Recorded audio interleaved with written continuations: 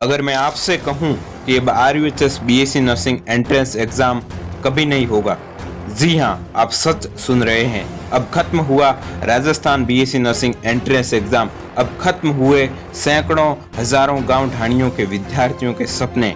खत्म हुआ साइंस लेने का उद्देश्य भी। ऐसा मैं क्यों कह रहा हूं, वीडियो में आगे बताऊंगा। आज के इस वीडियो में मैं तमाम मुद्दों पर बात रखने वाला हूं कि इसमें सही और गलत क्या है। उससे पहले मैं आपके कुछ सवालों के जवाब देना चाहूंगा। RUHS ने 28 फेब को देर रात एक नोटिफिकेशन जारी किया, जिसमें बताया गया कि अब BSc नर्सिंग में प्रवेश के लिए नीट का एग्जाम देना अनिवार्य है।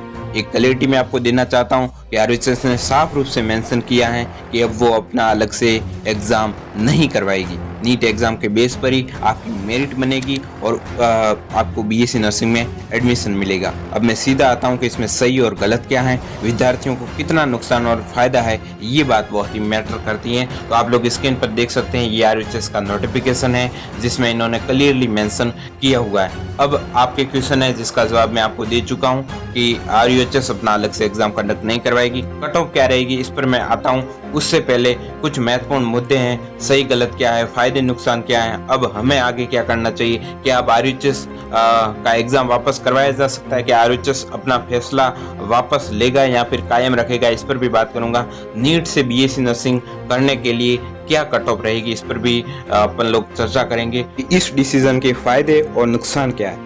तो फायदा सिर्फ और सिर्फ RUHS को होता दिखाई दे रहा है। स्टूडेंट्स का अभी तक स्टूडेंट्स के पॉइंट ऑफ व्यू से मुझे कोई फायदा नजर आता नहीं दिखाई देता।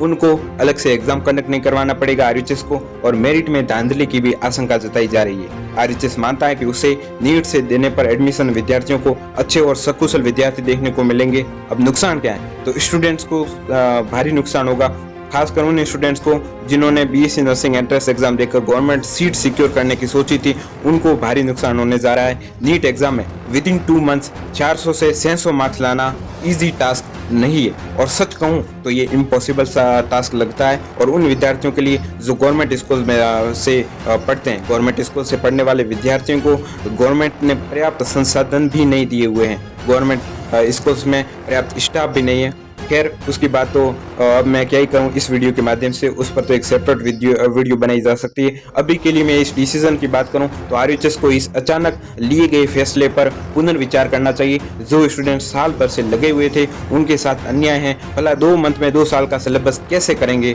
स्टूडेंट्स, ये भी सोचने वाली बात है। 11th और 12th का सिलेबस बहुत ही बड़ा होता है, और जो अमीर घर के परिवार के बच्चे होते हैं वो तो बड़ी बड़ी कोचिंगों से अपना सिलेबस कवर कर लेते हैं, तो सिर्फ और सिर्फ उनको फायदा नजर आता मेरे को दिखाई देता है। अब साइंस लेने का मुझे तो कोई उद्देश्य नजर नहीं आता। नीट के अलावा अब साइंस का कोई उद्देश्य नहीं लगता। यकीनन इस फैसले के बाद साइंस की साख को धक्का लगा है। अब साइंस के अलग अलग आयाम नहीं रह जाते, साइंस के अलग अलग स्कोप नहीं रह जाते, तो RUHS को इस फैसले पर पुनर्विचार करना चाहिए। गांवों में फिर साइंस बंद ही कर देनी चाहिए मेरे हिसाब से। जब गांव वाले स्टूडेंट्स को कुछ मिलना ही नहीं है तो सरकार ये सारी फॉर्मेलिटीज क्यों कर रही है। नीट से सिर्फ और सिर्फ पैसे वाले बच्चों को ही फायदा मिलेगा जो बड़ी बड़ी कोचिंग्स ज्वाइन कर सकते हैं। मध्यम वर्ग के छात्रों को दबाने की भरसक कोशिश की जा रही है।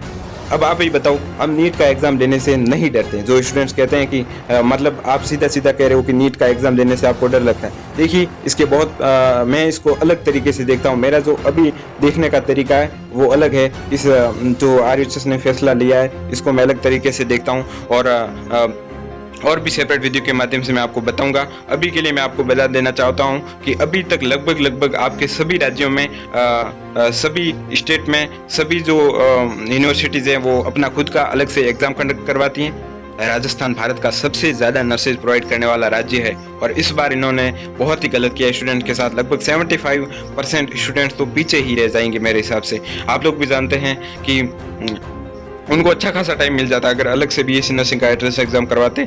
उन्होंने बहुत ही जल्दबाजी में इस डिसीजन को लिया है, और अगर नीट एग्जाम के थ्रू ही BSc नर्सिंग में जाना था तो फिर नर्सिंग वाले छात्रों को राइट्स भी ऐसे मिलने चाहिए। ये एक और बात मैं रखना चाहूँगा कि जो BSc नर्सिंग करते हैं वैसे भी उनको राइट्स मिलने चाहिए। काफ़ी चीज़ें हैं, उस पर मैं अलग से बहुत सारे वीडियोस बनाए जा सकते हैं। अभी BSc नर्सिंग पूरा इंडिया में परिपक्व कोर्स के रूप में मैं इसे नहीं मानता। परिपक्व कोर्स तब माना जाता कि जब पर्याप्त राइट्स होते, पर्याप्त कुछ बुनियादी चीज़ें होती, तब मैं मानता कि हाँ नर्सिंग को भी राइट्स मिले हुए हैं। सिस्टम को मजाक बना के रखा हुआ है, नर्सिंग को धंधा बना के रखा हुआ है। गवर्नमेंट और प्राइवेट दोनों कॉलेजों में धांधली की आशंका जताई जा रही है। और प्राइवेट कॉलेज वालों की तो पूछो ही मत। प्राइवेट कॉलेज वालों की तो बात मैं अलग से करूंगा कि किस प्रकार से बच्चों को लूटते हैं, मैं उस पर तो आऊँगा। अब तो जो गाँव रानी से बिलोंग करते हैं वो प्राइवेट कॉलेज में एडमिशन ले नहीं सकते, गवर्नमेंट कॉलेज में तो कट ऑफ ज़्यादा जाएगी। और 2 मंथ में 400 से 600 मार्क्स लाना मुझे नहीं लगता कि एक पॉसिबल सा टास्क है, इम्पॉसिबल सा लगता है। तो मुझे लगता है कि RHS को इस पर पुनर्विचार करना चाहिए। नीट का फॉर्म अभी के लिए आपको सभी को लगाना है, ज़्यादा से ज़्यादा ईमेल करना है, ट्विटर पर जाकर इस जो ये नोटिफिकेशन रिलीज़ किया इससे रिलेटेड कोई भी पोस्ट दिखे तो उसको आपको रीट्वीट करना है। सो यही मैं आपको कहना चाहूँगा। बाकी और भी काफ़ी चीज़ें हैं जिस पर डिस्कशन किया जा सकता है।